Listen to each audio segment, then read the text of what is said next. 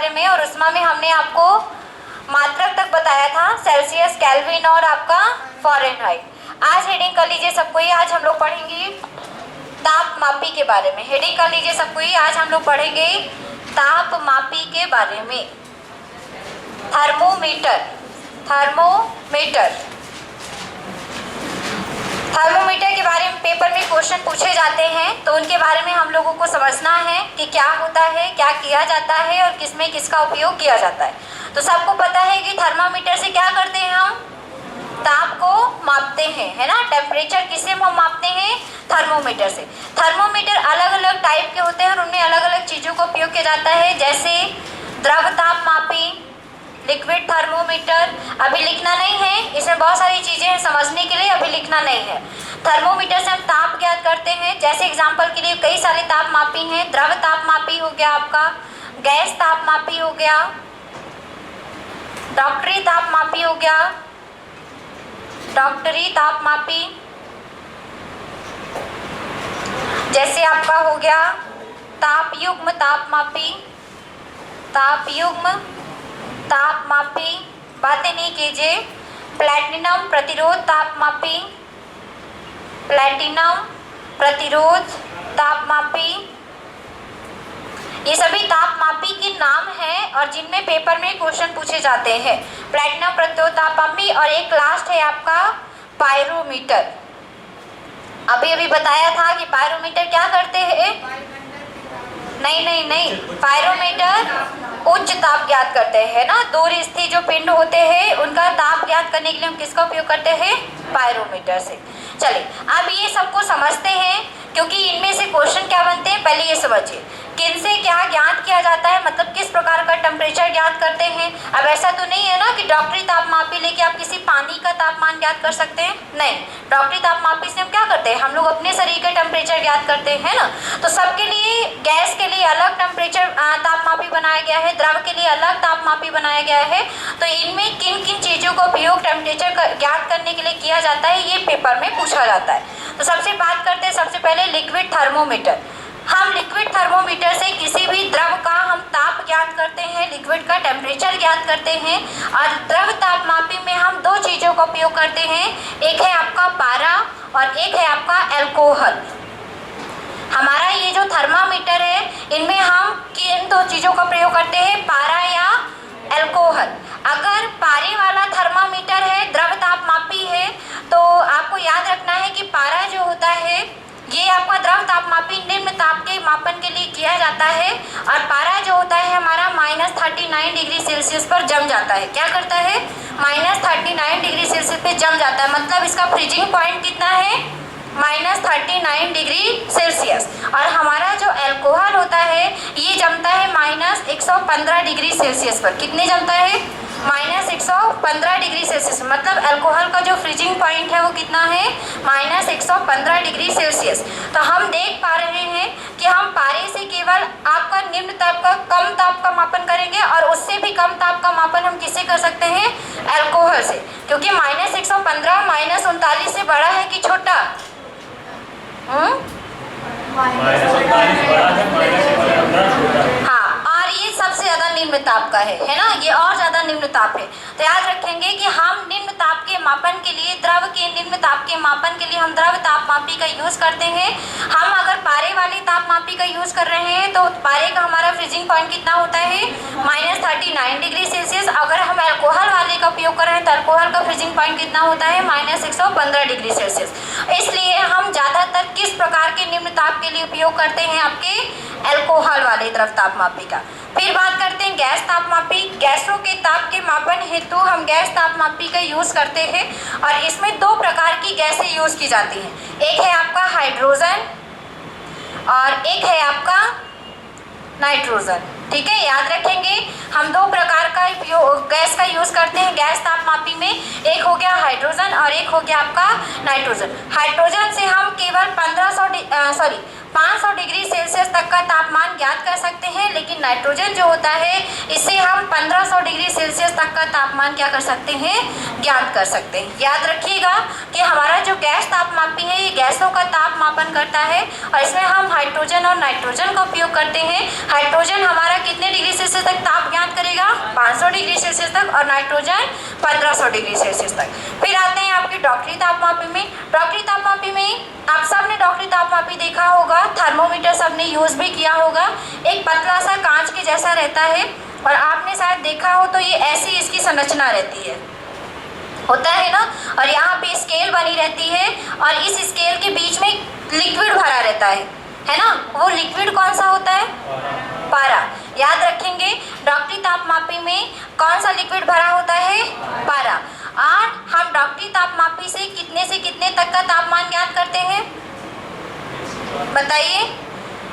35 degree Celsius से आपको याद रखना है 42 डिग्री सेल्सियस तक का तापमान ज्ञात कर सकते हैं। और आपका अगर फ़ारेनहाइट में पूछे तो फ़ारेनहाइट से कितना, 95 डिग्री फ़ारेनहाइट से 110 डिग्री फ़ारेनहाइट तक का तापमान ज्ञात कर सकते हैं। मतलब हम डॉक्टरी तापमापी से कितने डिग्री सेल्सियस, 35 से 42 डिग्री सेल्सियस, और फ़ारेनहाइट में अगर पूछे तो 95 से 110 डिग्री फ़ारेनहाइट तक टेम्परेचर ज्ञात कर सकते हैं।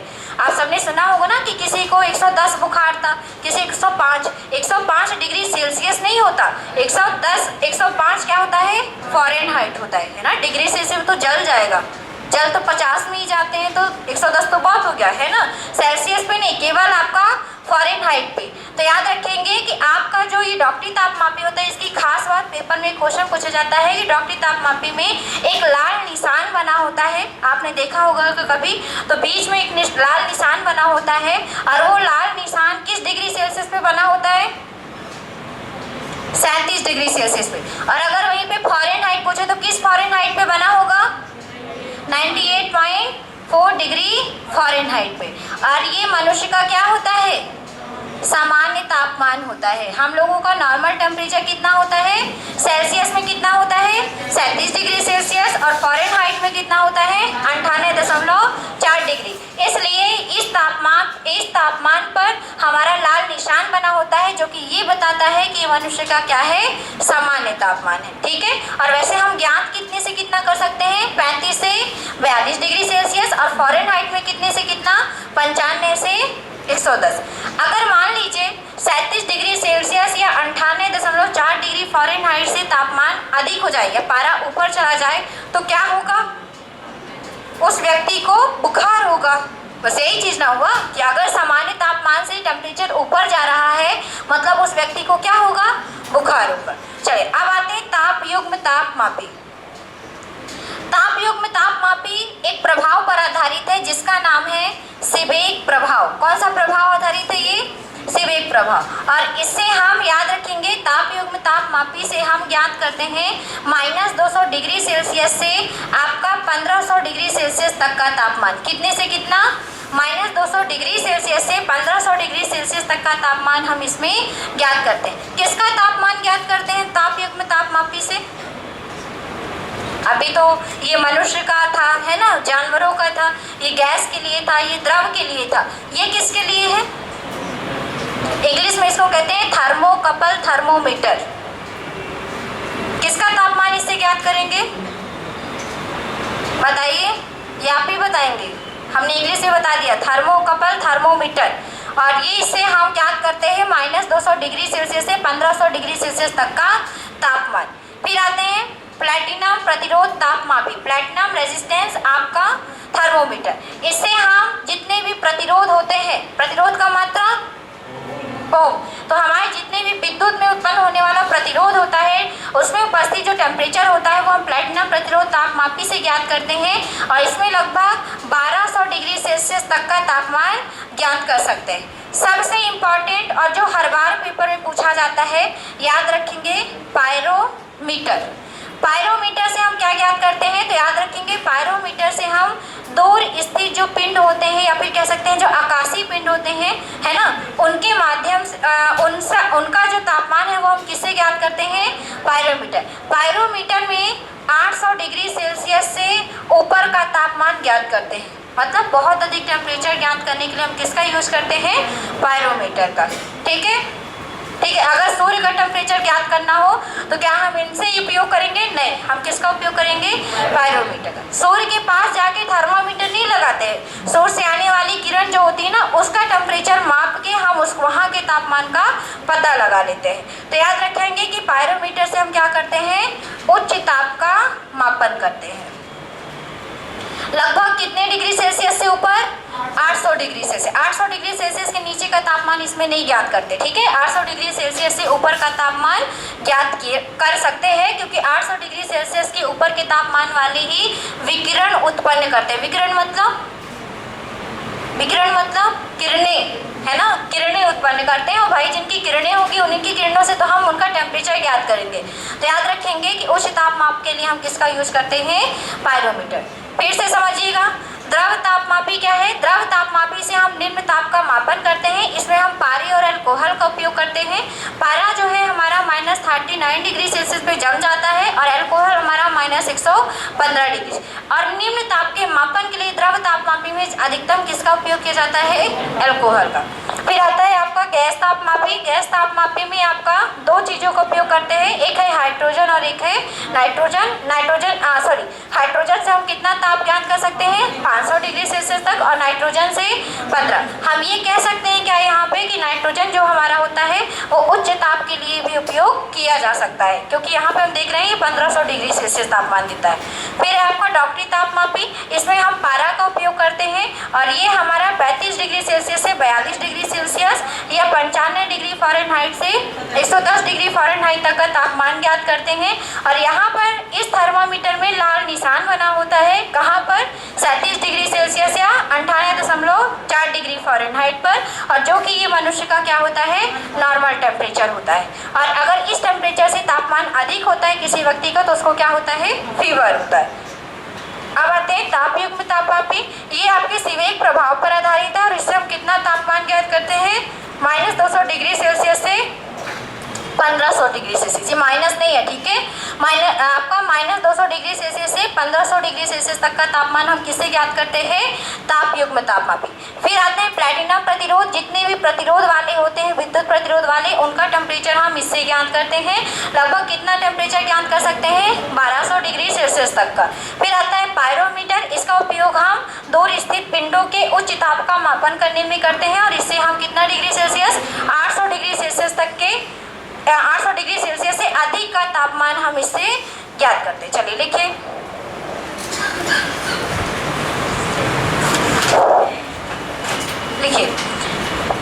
लिखेंगे ताप मापने वाले यंत्र को तापमापी कहते हैं। ताप मापने वाले यंत्र को तापमापी कहते हैं। ताप मापने वाले यंत्र को तापमापी कहते हैं। ताप मापने वाले यंत्र को तापमापी कहते हैं, जो निम्न प्रकार के होते हैं। जो निम्न प्रकार के होते हैं। पहला रीडिंग करिएगा, लिक्विड थर्मोमीटर, लिक्विड तापमापी, है ना, द्रव तापमापी, द्रव तापमापी। लिखिए इस पे डैश करके। द्रव तापमापी में,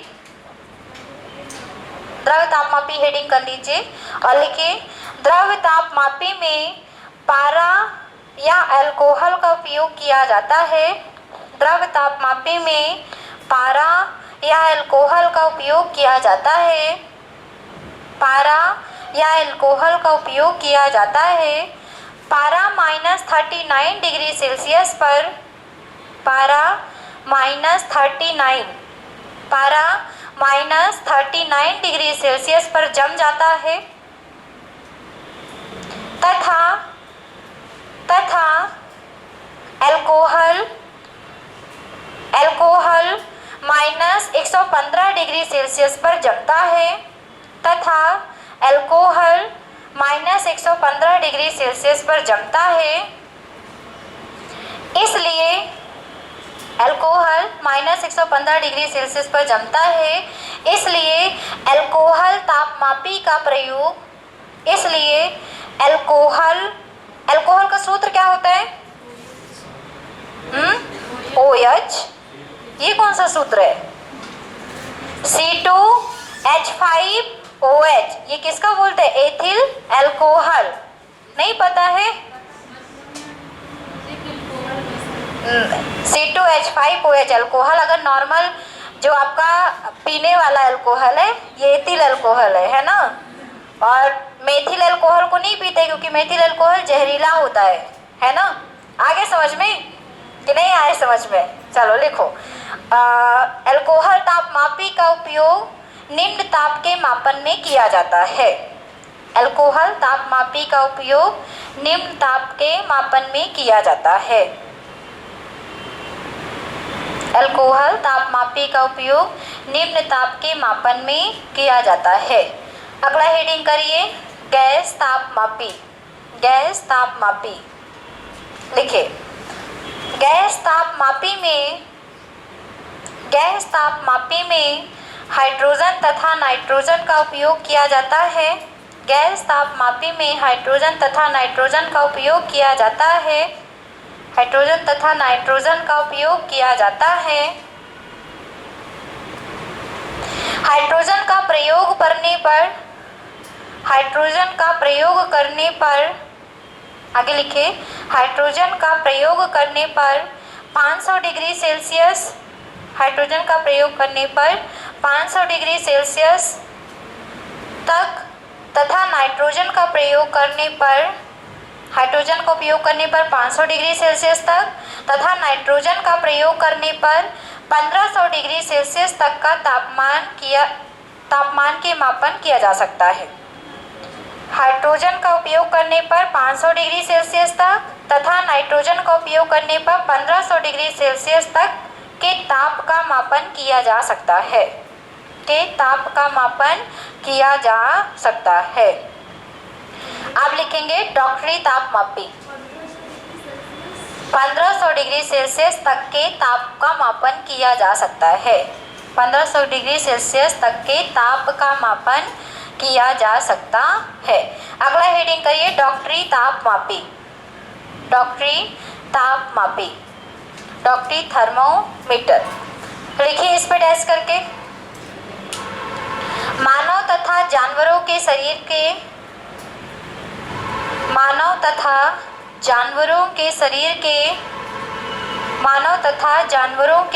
के ताप को मापन करने हेतु शरीर के ताप को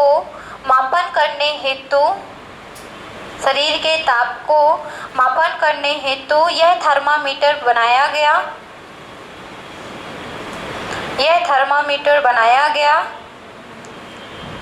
शरीर के ताप के मापन हेतु यह थर्मामीटर बनाया गया।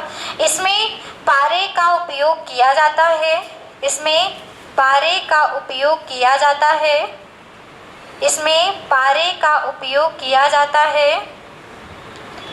जिसके द्वारा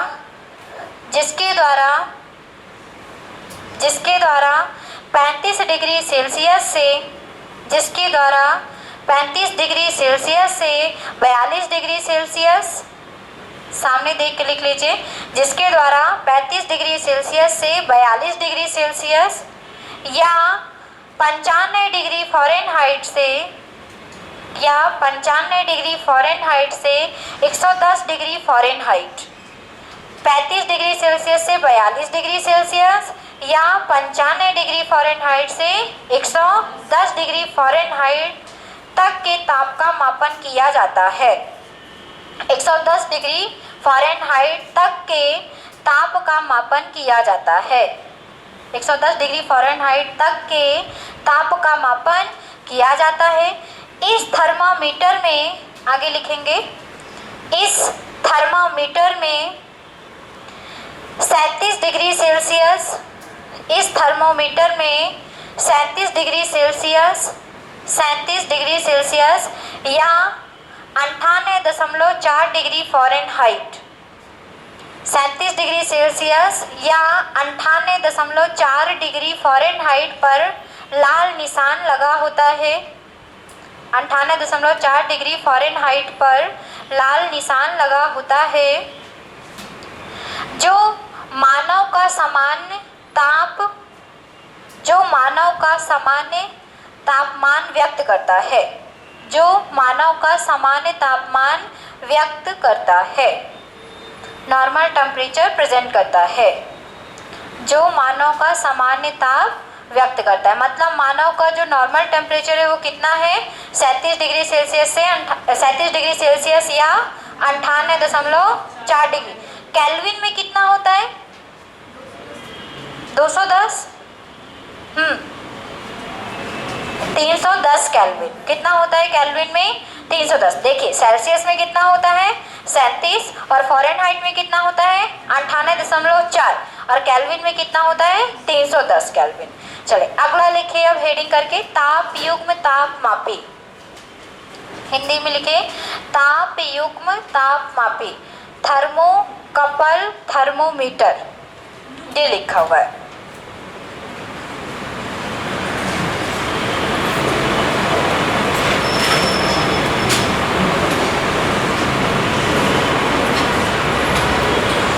थर्मोकपल थर्मोमीटर, ताप युग्म तापमापी। लिखिए इस पे डैश करके, यह सीबेक प्रभाव पर आधारित है, यह सीबेक प्रभाव पर आधारित है, सीबेक प्रभाव पर आधारित है।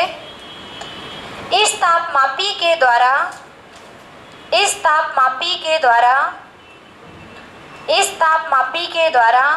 -200 डिग्री सेल्सियस से, इस तापमापी के द्वारा -200 डिग्री सेल्सियस से 1600 डिग्री सेल्सियस तक का तापमान ज्ञात किया जाता है। -200 डिग्री सेल्सियस से 1600 डिग्री सेल्सियस तक का तापमान ज्ञात किया जाता है। -200 डिग्री सेल्सियस से 1600 डिग्री सेल्सियस तक का तापमान का मापन किया जाता है। अब लिखेंगे प्लैटिनम प्रतिरोध तापमापी। अगला हेडिंग करिए, प्लैटिनम प्रतिरोध तापमापी। Thermo THEROM। हाँ, प्लैटिनम प्रतिरोध तापमापी। प्रतिरोध को इंग्लिश में क्या कहते हैं, रेजिस्टेंस। लिखो प्लैटिनम प्रतिरोध तापमापी, टेंट कहते हैं, सॉरी TANT, रेजिस्टेंट। लिखिए इसमें लिखेंगे, यह प्रतिरोध ताप गुणांक के सिद्धांत पर आधारित है। यह प्रतिरोध ताप गुणांक के सिद्धांत पर आधारित है। प्रतिरोध ताप गुणांक के सिद्धांत पर आधारित है। इसकी सहायता से सिद्धांत पर आधारित है। इसकी सहायता से -200 डिग्री सेल्सियस से, इसकी सहायता से -200 डिग्री सेल्सियस से 1200 डिग्री सेल्सियस तक का ताप ज्ञात किया जा सकता है। -200 डिग्री सेल्सियस से 1200 डिग्री सेल्सियस तक का ताप ज्ञात किया जा सकता है। -200 डिग्री सेल्सियस से 1200 डिग्री सेल्सियस तक का ताप किससे ज्ञात करते हैं, प्लैटिनम प्रतिरोध तापमापी से। अब अगला हेडिंग करिए, पायरोमीटर। पायरोमीटर या इसे और कुछ भी कहते हैं, क्या कहते हैं इसको, पूर्ण विकिरण तापमापी। पूर्ण विकिरण तापमापी, हिंदी में पूर्ण विकिरण तापमापी। लिखिए, यह तापमापी स्टीफन के नियम पर आधारित है। यह तापमापी स्टीफन के नियम पर आधारित है। स्टीफन के नियम पर आधारित है। इससे, यह तापमापी स्टीफन के नियम पर आधारित है। इससे 800 डिग्री सेल्सियस, इससे 800 डिग्री सेल्सियस या इससे अधिक का तापमान ज्ञात किया जा सकता है। इससे 800 डिग्री सेल्सियस या इससे अधिक ताप का मापन किया जा सकता है। 800 डिग्री सेल्सियस या इससे अधिक का ताप मापन किया जा सकता है। इसके द्वारा दूर स्थित वस्तुओं के, इसके द्वारा दूर स्थित वस्तुओं के, इसके द्वारा दूर स्थित वस्तुओं के उच्च ताप का मापन किया जाता है। इसके द्वारा दूर स्थित वस्तुओं के उच्च ताप का मापन किया जाता है। उच्च ताप का मापन किया जाता है। चलिए, तो यहाँ पे हो गया ये आपका ताप मापी। अब जल्दी से एक और लिख लीजिए, ऊष्मीय प्रसार। हेडिंग कीजिए एक नया टॉपिक इसी का, ऊष्मीय प्रसार। ऊष्मीय प्रसार क्या होता है ये लिखना है आपको। थर्मल एक्सपेंशन, इंग्लिश में कहते हैं थर्मल एक्सपेंशन।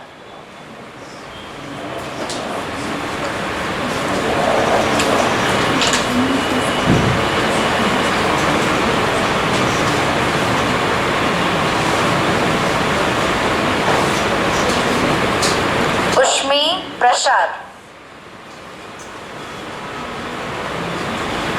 ऊष्मीय प्रसार। अभी ऊष्मीय प्रसार क्या होता है बताएंगे कोई? प्रसार का मतलब फैलना है ना, प्रसारित होना। और ऊष्मा मतलब तो सबको पता है, हीट है ना, ऊर्जा।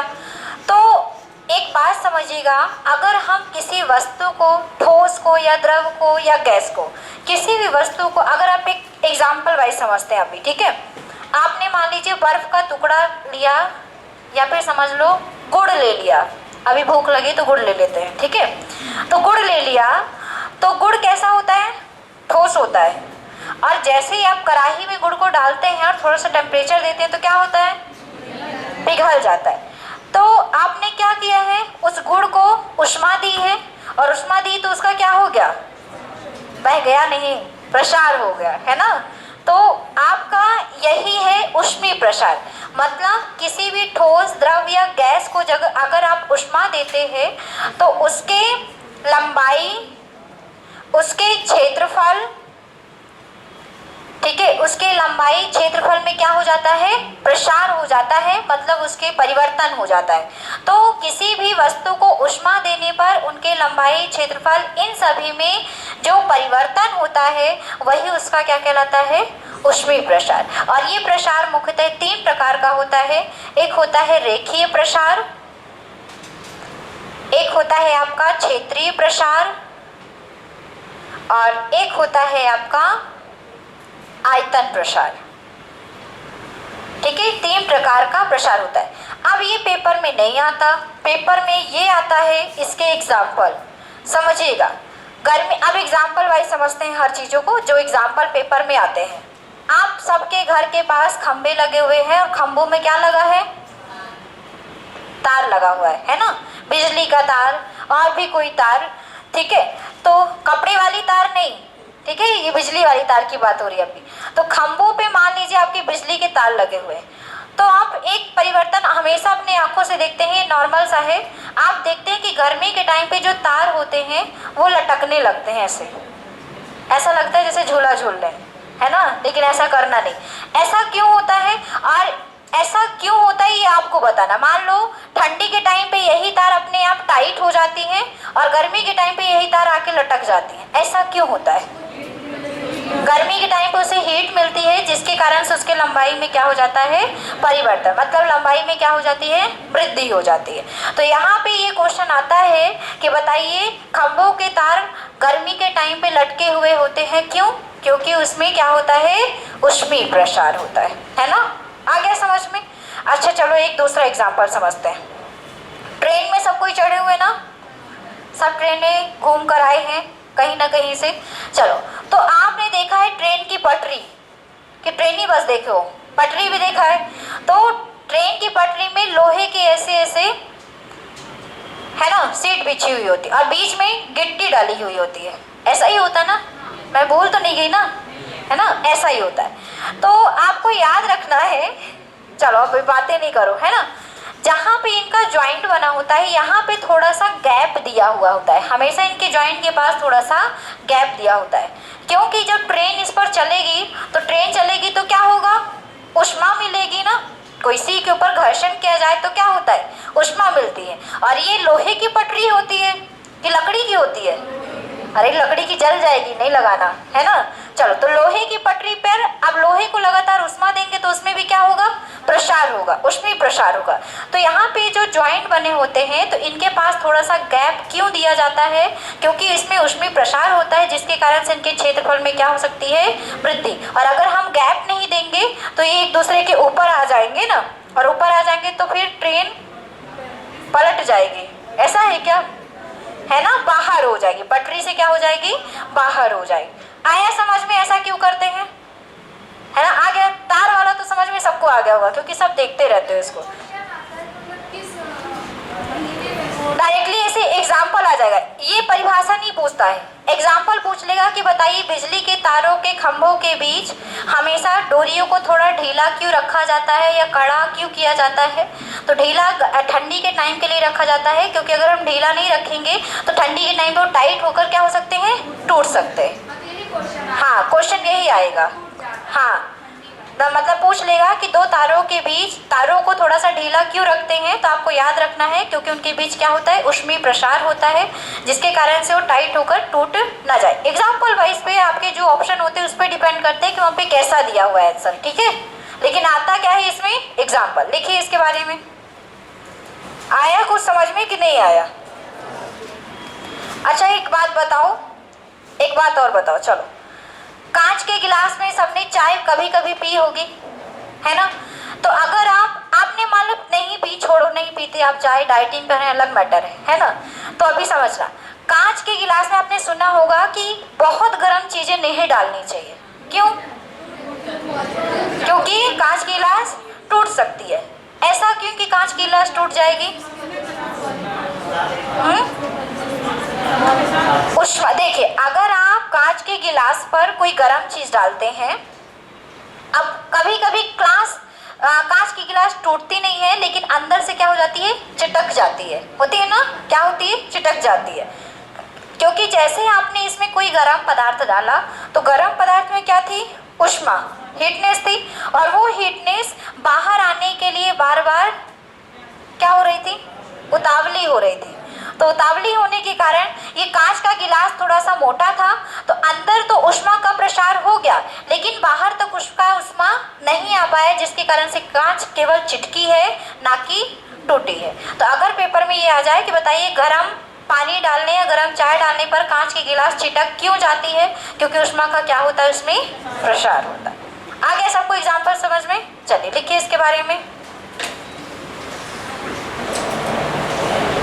देखिए सामान्यतः पदार्थ का ताप बढ़ाने पर, हेडिंग कर लीजिए उसमें प्रसार, और लिखिए सामान्यतः पदार्थ का ताप बढ़ाने पर, सामान्यतः पदार्थ का ताप बढ़ाने पर पदार्थ का आयतन बढ़ता है। सामान्यतः पदार्थ का ताप बढ़ाने पर पदार्थ का आयतन बढ़ता है, पदार्थ का आयतन बढ़ता है, क्योंकि ताप बढ़ने पर अणुओं के बीच की दूरी भी बढ़ने लगती है, क्योंकि ताप बढ़ने पर अणुओं के बीच की दूरी भी बढ़ने लगती है, क्योंकि ताप बढ़ने पर अणुओं के बीच की दूरी भी बढ़ने लगती है, बढ़ने लगती है। इस प्रकार उनके लंबाई क्षेत्रफल, इस प्रकार उनके लंबाई क्षेत्रफल व आयतन में जो परिवर्तन होता है, इस प्रकार उनके लंबाई क्षेत्रफल व आयतन में जो परिवर्तन होता है उसे ऊष्मीय प्रसार कहते हैं। जो परिवर्तन होता है उसे ऊष्मीय प्रसार कहते हैं। परिवर्तन होता है उसे हम क्या कहते हैं, ऊष्मीय प्रसार। ऊष्मीय प्रसार मुख्यतः 3 प्रकार का होता है। ऊष्मीय प्रसार मुख्यतः 3 प्रकार का होता है। ऊष्मीय प्रसार मुख्यतः 3 प्रकार का होता है। तीनों के नाम बस लिख लीजिए, रेखीय प्रसार, क्षेत्रीय प्रसार और आयतन प्रसार।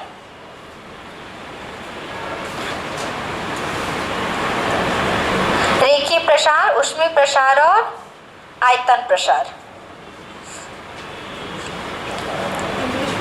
लाइनियर एक्सपेंशन, रेखीय प्रसार, हाँ बिल्कुल होता है। जल में भी ऐसा कुछ होता है, आपको पता होना चाहिए, इसीलिए कहते हैं जल का असामान्य प्रसार। सुना होगा आप लोगों ने, 0 डिग्री सेल्सियस से 4 डिग्री सेल्सियस तक जब हम तापमान बढ़ाते हैं किसी भी जल का, तो उसमें आपका क्या होता है, आयतन घटता है और घनत्व बढ़ता है। ये इसे ही कहते हैं जल का असामान्य प्रसार। मतलब जल में थोड़ा सा क्वालिटी अलग है। सभी में आयतन अगर तापमान दे रहे हैं तो हमेशा बढ़ता है,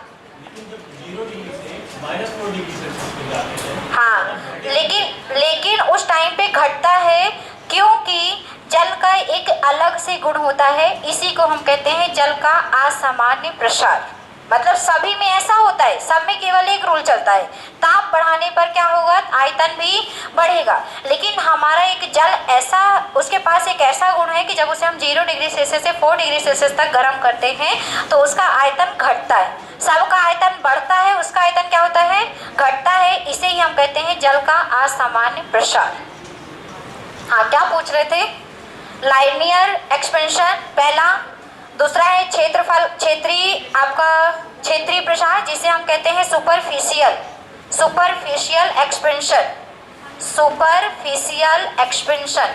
ये पूछ रहा हूँ, पानी को जब फ्रिज में जमाया जाता है या फिर कांच के बर्तन में, कांच के बॉटल में, यदि पानी को जमाते हैं तो कांच टूट जाता है। हाँ, तभी कांच टूट जाता है, तो मतलब रुक जाओ, जब वो जल के असमान प्रसार पे आएंगे तब हम बता देंगे उसको, है ना। क्योंकि आप बहुत दिन तक, अगर हम समझ रहे हैं, सबके साथ ऐसा होता है कि आप फ्रिज में अगर बहुत दिन तक बॉटल को रखे रहने देते हैं तो धीरे धीरे हमारा बॉटल क्या हो जाता है, फूट जाता है ना। आप सोच रहे हैं कि क्या बर्फ बढ़ने लगता है, ऐसा कुछ पूछ रहे हैं, है ना। जो आपको घनत्व होता है और आयतन होता है वो जल की थोड़ा सा अलग होता है। तो हम लोग जब उसमें पढ़ाएंगे, हम आपको जल का असमान प्रसार तब बताएंगे उसमें ऐसा क्यों होता है। हाँ, तीसरा उसमें प्रसार लिखो थर्मल एक्सपेंशन, सॉरी नहीं, आयतन प्रसार लिखो वॉल्यूम एक्सपेंशन। इसको कहते हैं लाइनियर एक्सपेंशन, इसको कहते हैं सुपरफिशियल एक्सपेंशन और इसको कहते हैं वॉल्यूम एक्सपेंशन। चलो एग्जाम्पल लिखिए, इसका एग्जाम्पल लिखिए जो पेपर में आता है, लिखो। एग्जाम्पल छूट जाएगा ना तो समझ में नहीं आएगा। अरे बैक हो गया, एग्जाम्पल नहीं लिखना है क्या? लिखो, पहला लिखिए विद्युत तथा टेलीफोन के तारों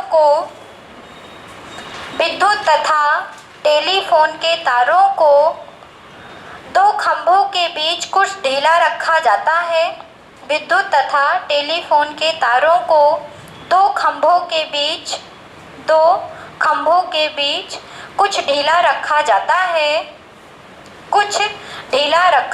है ताकि ठंड में सिकुड़ने से वो टूट ना जाए। ठंड में सिकुड़ने से वो टूट ना जाए। चलिए दूसरा एग्जांपल लिखिए। ट्रेन की पटरियों पर, दूसरा एग्जांपल लिखिए, ट्रेन की पटरियों पर, नहीं ऐसा लिखिए, ट्रेन की पटरियों को बिछाते समय, ऐसा लिखिए, ट्रेन की पटरियों को बिछाते समय उनके जोड़ों पर कुछ रिक्त स्थान छोड़ दिया जाता है। ट्रेन की पटरियों को बिछाते समय उनके जॉइंट पर कुछ रिक्त स्थान छोड़ दिया जाता है। अब क्यों छोड़ देते हैं ये हम आपको समझा चुके हैं ना, तो ये लिखाएंगे नहीं। चलिए अगला एग्जांपल लिखिए। कांच का गिलास कई बार गर्म पानी या चाय डालने पर, कांच का गिलास कई बार गर्म पानी या चाय डालने पर चिटक जाता है। गर्म पानी या चाय डालने पर चिटक जाता है क्योंकि गर्म पानी कांच के भीतरी सतह पर प्रसारित हो जाता है। क्योंकि गर्म पानी कांच के भीतरी सतह पर इंटरनल सरफेस पर प्रसारित हो जाता है, भीतरी सतह पर प्रसारित हो जाता है, जबकि बाहरी सतह पर प्रसारित नहीं हो पाता है, जबकि बाहरी सतह पर प्रसारित नहीं हो पाता है, बाहरी सतह पर प्रसारित नहीं हो पाता है। अभी ये चैप्टर कंप्लीट नहीं हुआ है, अभी इसमें कुछ और भी चीज़ें हैं जो आपके पेपर में पूछी जाती है, जैसे विशिष्ट ऊष्मा की परिभाषा पूछ लेता है, ऊष्माधारिता क्या होती है, ये सब कुछ आता है। तो कल की क्लास में आपका हो जाएगा कंप्लीट।